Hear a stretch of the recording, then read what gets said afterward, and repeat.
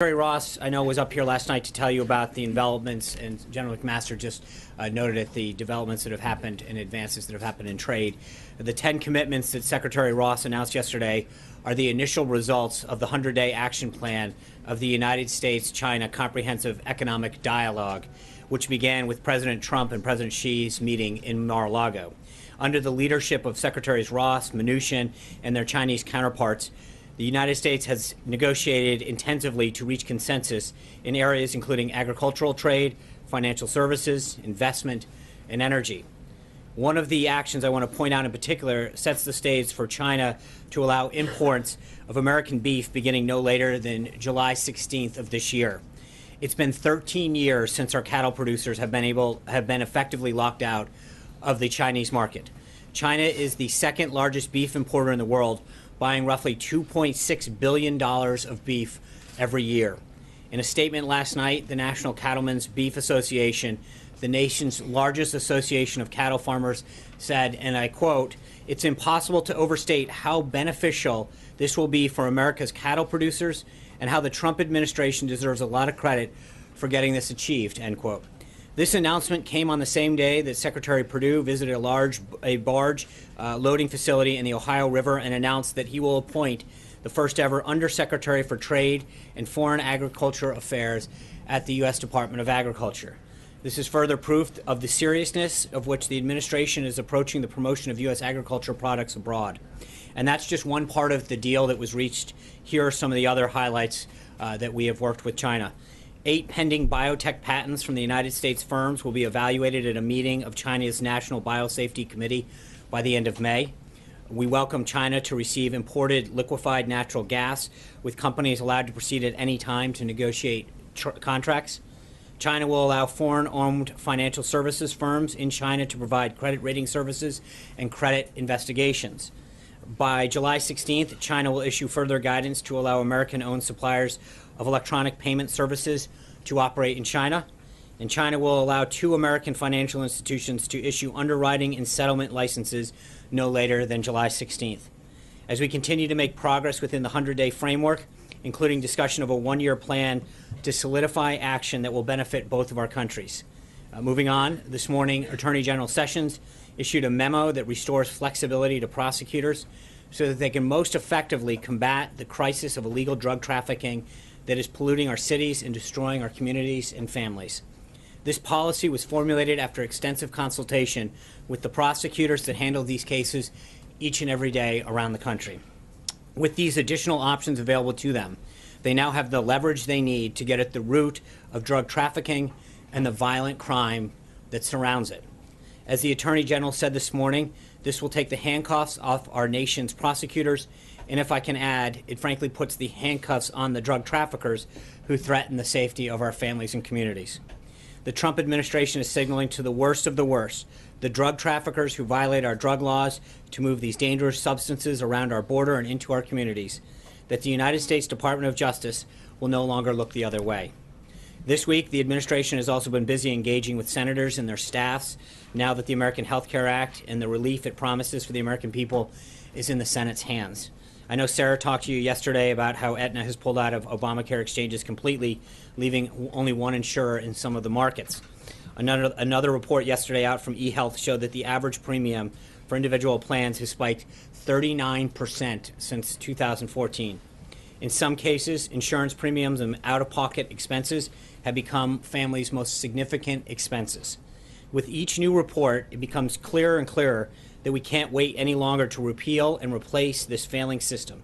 Until we enact serious reforms of the healthcare system, the American people will continue to suffer under the consequences.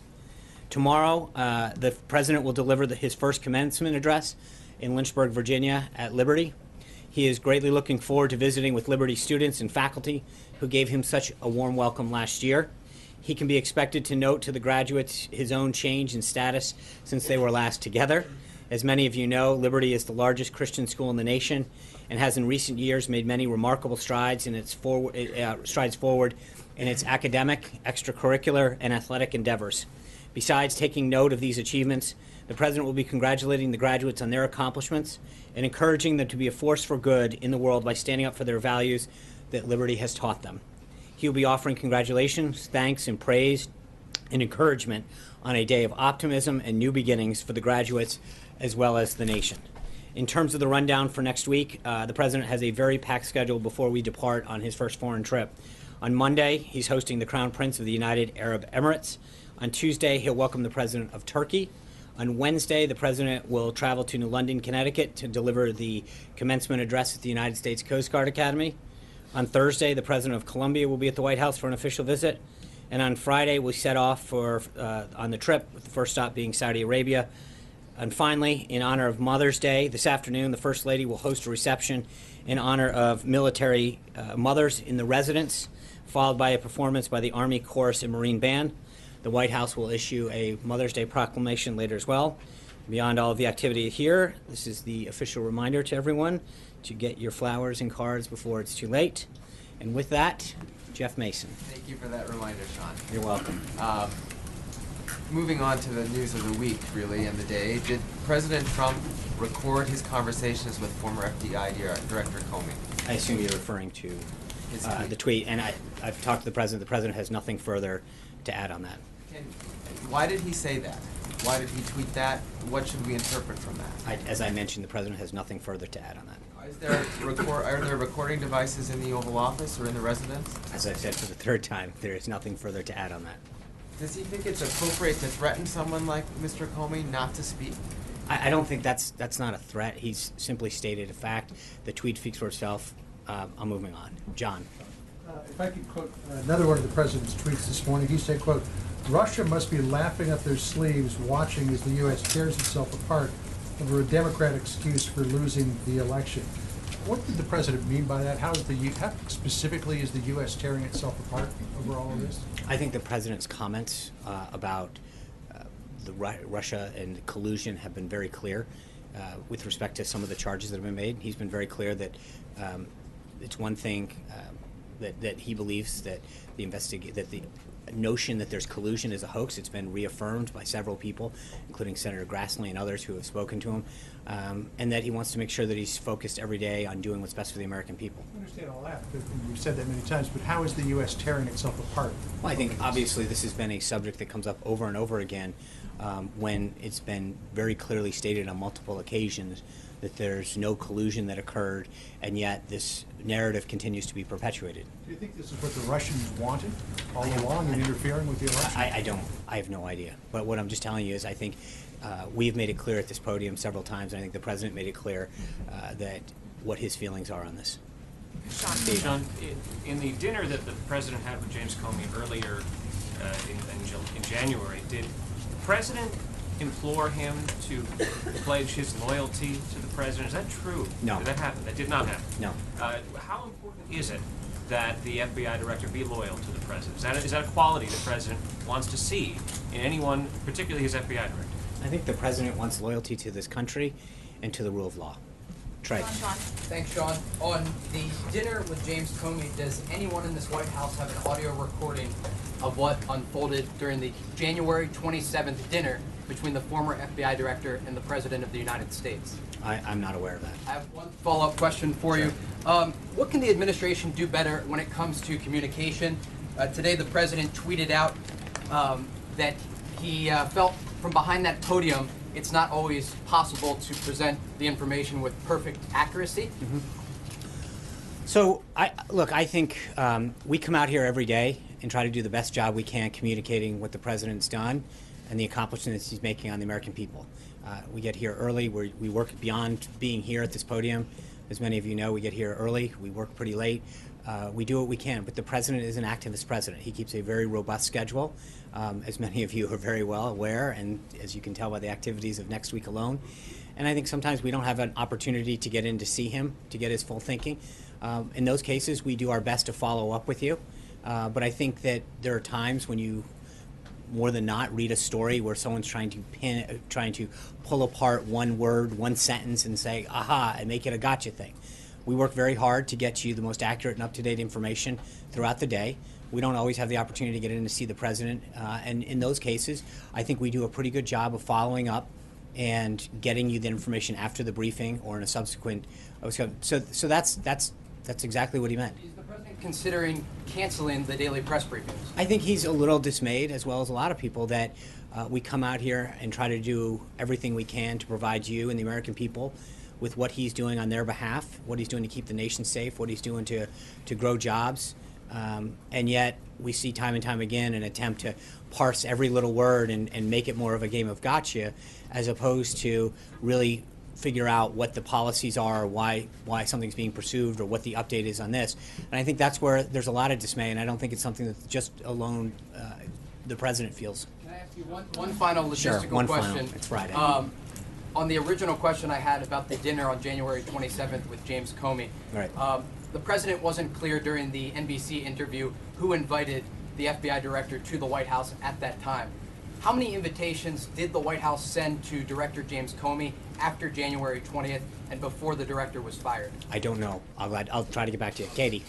Thanks, Sean. I have a question about the Turkish president's visit Okay. next week. He recently President Erdogan called for Muslims to rush the Temple Mount, considering the president has said he's a mediator for peace between the Palestinians and the Israelis. What is his response to that? And then I have another question.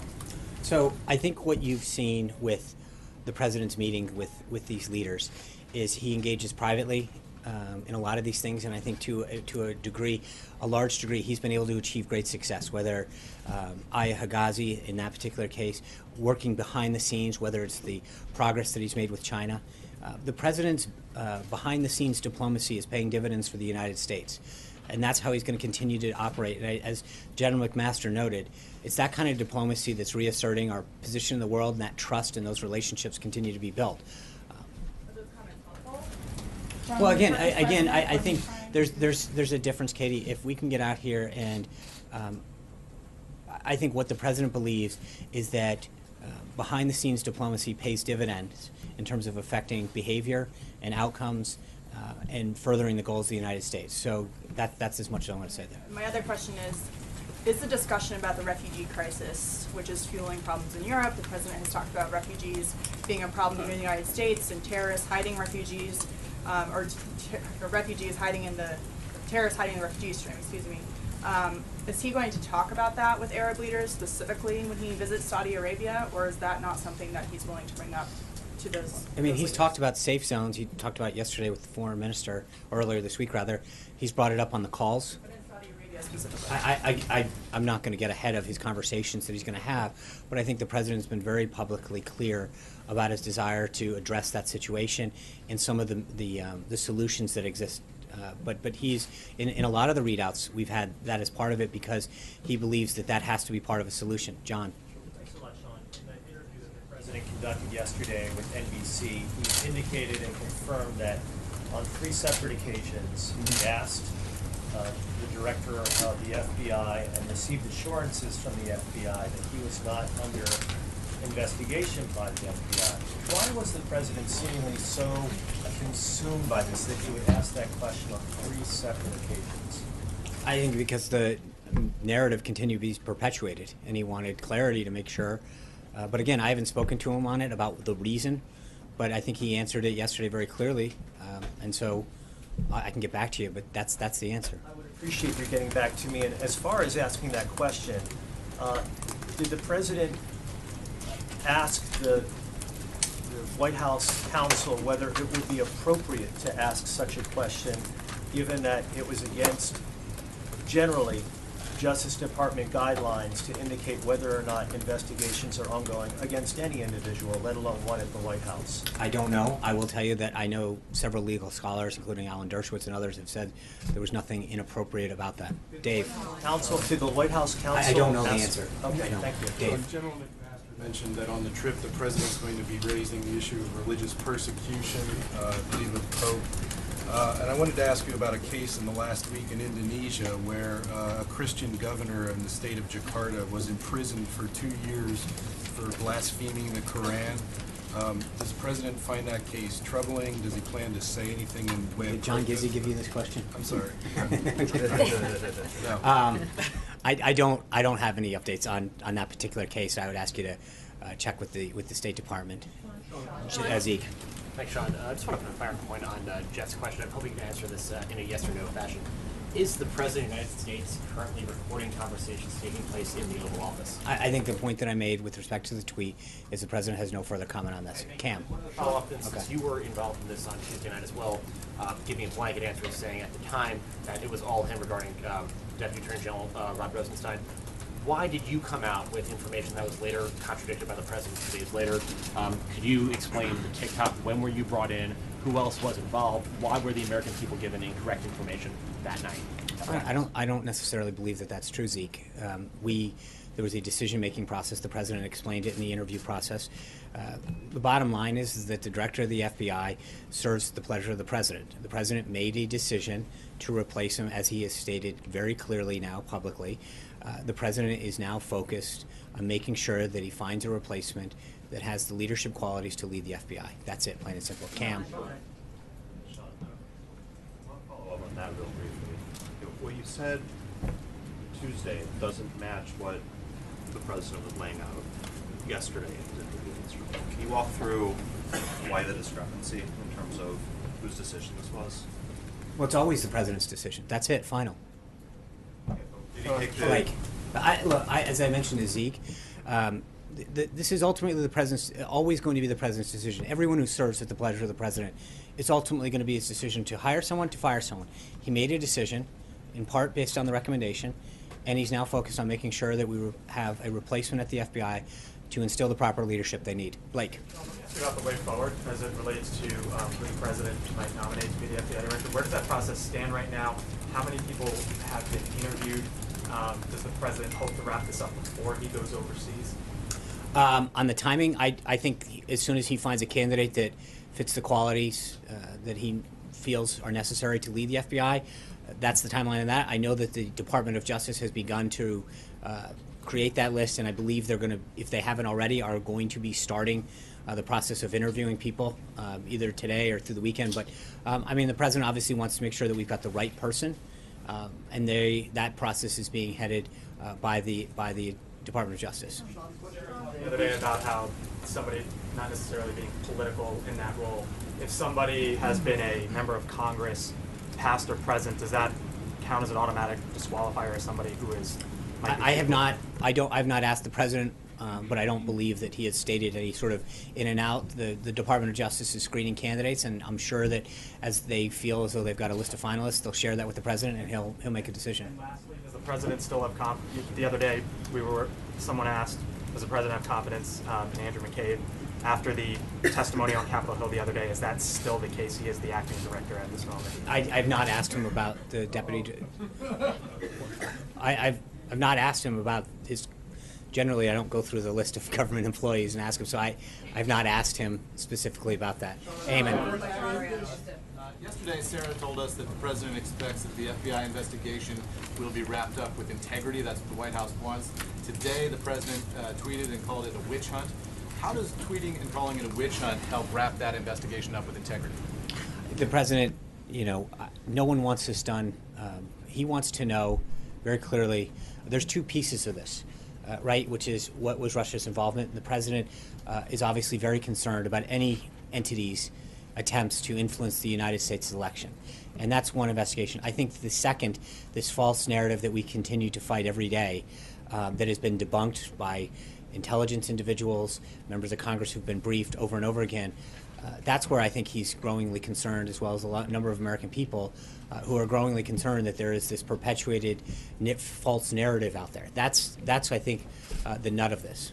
I talked to a former FBI official today who said that the president's tweet, the implicit threat to former FBI Director James Comey, indicates that the president, in his words, is simply out of control.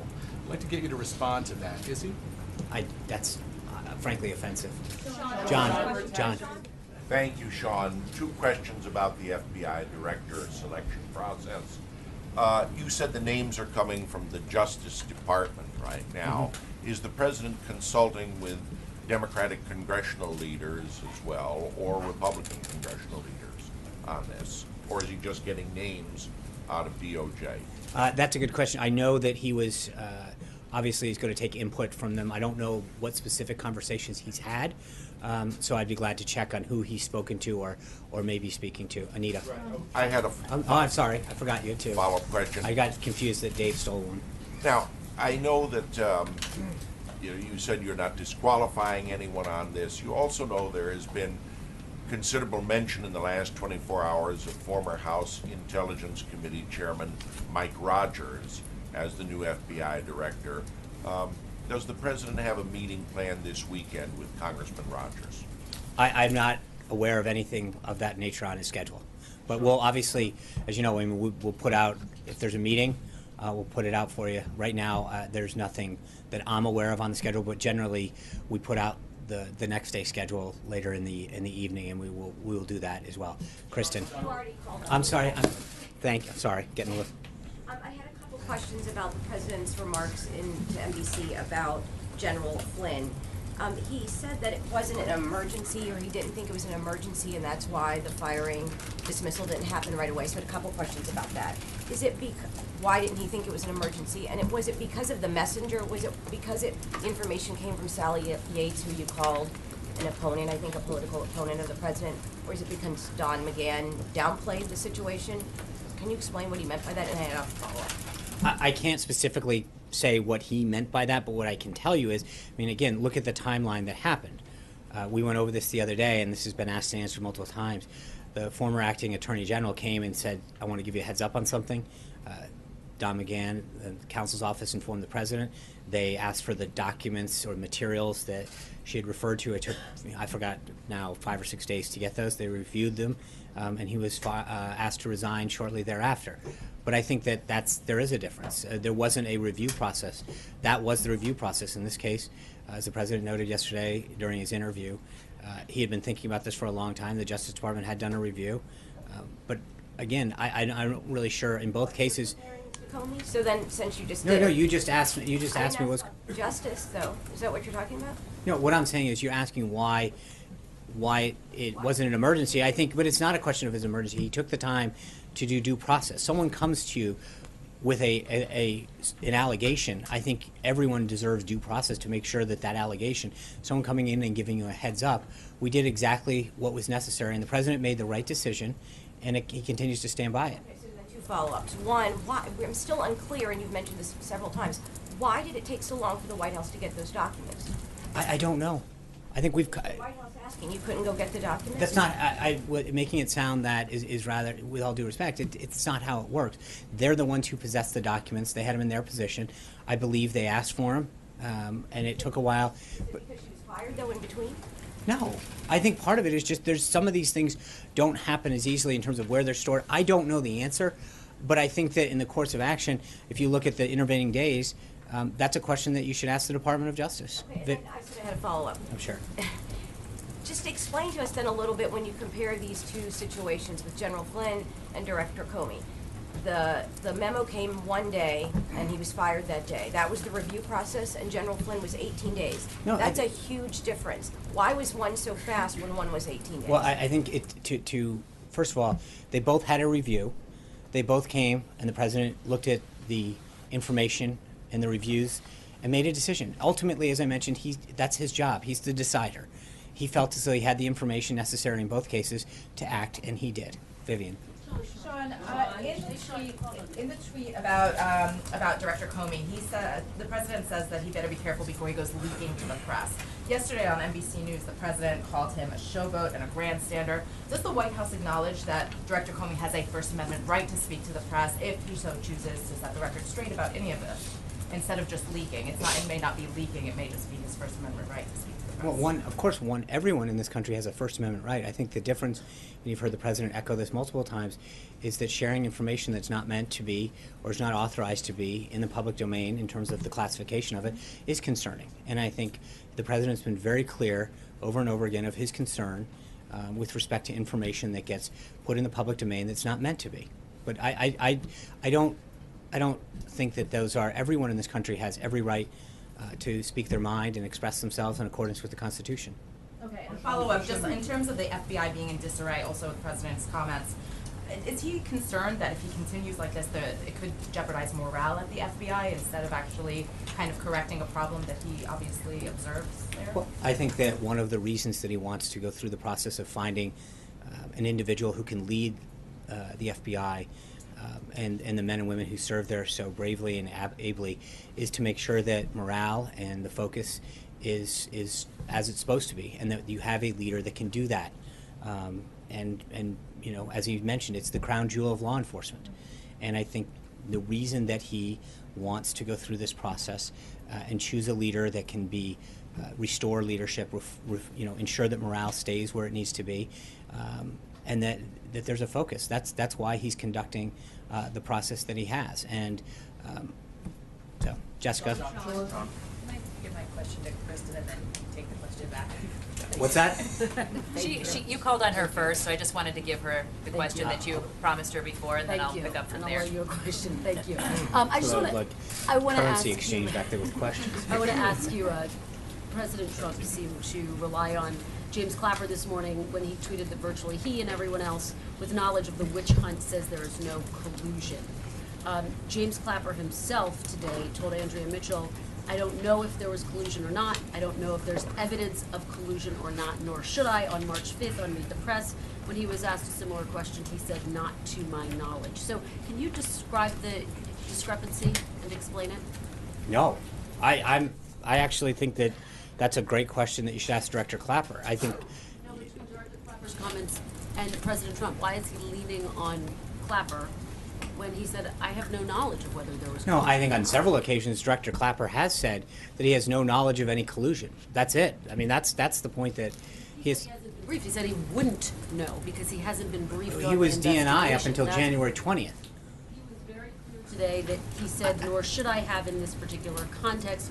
He made the case that he's Right, not and briefed on- on an FBI investigation, that that's not his purview. Fair enough. He's the Director of National Intelligence. On multiple occasions prior to today, he made it very clear that he was unaware of any collusion. The point was he wouldn't know. Well, right? but then- There'd but- been no final conclusion. Right, I There'd been understand. No final I- conclusion. I understand The that, but president then, seemed to indicate so that so there the was question that I would ask then, Kristen, is then why did he say what he said before? It seems his testimony and comments on multiple occasions prior to today was, I have no evidence that there was any collusion, right? So to suddenly today shift a story, I believe that the question should be asked to him. You are the Director of National Intelligence. You said multiple times, including in testimony in front of Congress, under oath, that there was no collusion. I believe that that's a question for him. final conclusion made about this investigation, right? There's an ongoing investigation. He's not making that argument, is he? I understand, but my point is that all we're able to do at this point is that the people who are aware of the former Director of National Intelligence, the head of the nation's agencies, intelligence agencies, makes multiple statements, as others, Charles, Senator Grassley and others, talking about the involvement, making it very clear that there was none. We took him at their word then, and we continue to believe. But I want to Well, then move on to that just again, one I other think that. question. But the question, Kristen, before you move on, is then why did he make the statements that he did when he did? To turn around now, months later, and say, well, even though I made those comments on multiple occasions, I wasn't briefed. I Very well, I clear in his appreciate. comments today. It's not surprising or abnormal that I would not have known about the investigation. Yeah, it sounds like the story or has changed. The context of the investigation. Okay, well, ultimately, there's been several. Very quickly about the Well, accuracy. do you mind if I think in this case, it is interesting how the story has changed. He made those comments several times over several courses of action. And to say that the Director of National Intelligence, who stated unequivocally what his position was on multiple occasions before today, and now suddenly is saying, I wasn't sure about it, that the burden seems to be on him, not us. But moving on to the You accuracy. can apply for like a Clapper spokesman job. somewhere. No, but I just am interested in the discrepancy in drawing a And I final think that conclusion that's a on the great part thing of to the ask him. president. No, on the part of the president. Okay. Drawing a final conclusion about the investigation. In terms of the accuracy tweet, should we take that tweet to mean that you don't have the full picture when you stand at that podium? As I said, we come up here every day, not just to the podium, but we are here first thing in the morning till late at night every day, answering your questions on a variety of subjects and throughout issues that are happening in the government. We, as most of you can attest, work day and night to make sure that we get you the most up-to-date, accurate information at all times.